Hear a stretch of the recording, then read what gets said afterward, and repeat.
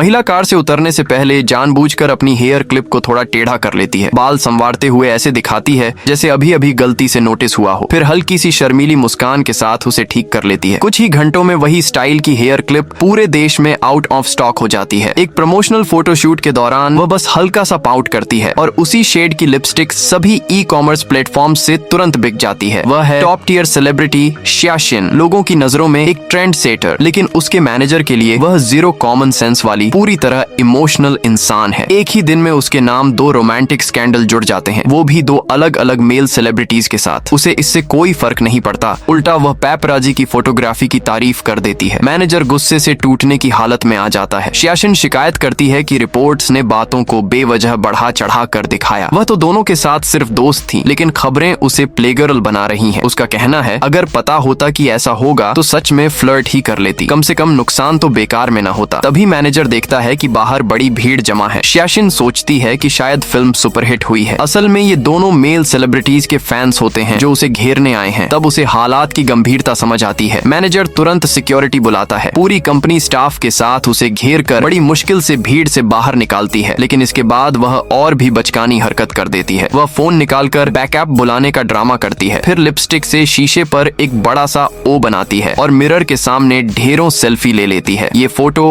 Online डालकर वह अफवाहें खारिज करना चाहती है, लेकिन उसकी बेफिक्री भरी मुस्कान देखकर महिला फैंस और भड़क जाते हैं। हर 3 मिनट में मुसीबत खड़ी करने वाली यह स्टार अब एक बेहद मुश्किल इंटरव्यू का सामना करने वाली होती है। मैनेजर की हालत ऐसी होती है जैसे किसी बड़े दुश्मन से लड़ने जा रहा हो। वजह है इंटरव्यू होस्ट ली योंग हून। कोरिया में उसे जेंटलमैन टायरेंट कहा जाता है। बाहर से शालीन और सुसंस्कृत, लेकिन अंदर से सवालों से आग लगाने वाला। चाहे बिजनेस टाइकून हो, पॉलिटिशियन या टॉप आइडल ग्रुप्स, वह किसी को नहीं छोड़ता। नेशनल टीवी पर ऐसे सवाल पूछता है कि सामने वाला या तो हड़बड़ा जाए या इमेज पूरी तरह टूट जाए। उसके पुराने इंटरव्यू देखकर श्याशिन गंभीर हो जाती है और उसकी बोलने की कला की तारीफ किए बिना नहीं रह पाती। इसी बीच न्यूज स्टूडियो में एक हैंडसम एंकर खबर पढ़ रहा होता है। अचानक टेलीप्रॉम्प्टर खराब हो जाता है और लाइव फील्ड रिपोर्ट शुरू होने वाली होती है। डायरेक्टर घबरा जाता है क्योंकि स्क्रिप्ट अभी काफी बची होती है, लेकिन एंकर शांति से पानी का घूंट लेता है। कैमरा स्विच होते ही वह बिना किसी स्क्रिप्ट के पूरे 10 मिनट तक रिपोर्ट करता है और हर शब्द स्क्रिप्ट से बिल्कुल मैच करता है। उस एंकर का नाम भी योंग हून है। बचपन से उसे हाइपरथाइमेसिया है, यानी उसने जो कुछ भी देखा है वह कभी भूल नहीं सकता। 2 साल की उम्र का खिलौना हो या 3 साल की उम्र में ब्रेड पर गिरी केचप की शक्ल, सब कुछ उसे साफ याद है। उसकी माँ इसे किस्मत मानती थी कि वह हर खूबसूरत याद दिल में सहेज सकता है, लेकिन वह यह भूल गई कि खूबसूरत के साथ साथ वह हर दर्द भी नहीं भूल सकता। जैसे सालों पहले उसकी गर्लफ्रेंड की आत्महत्या, वह दर्द उसके साथ हमेशा रहेगा। इसके बाद उसने न्यूज होस्ट के तौर पर काम शुरू किया।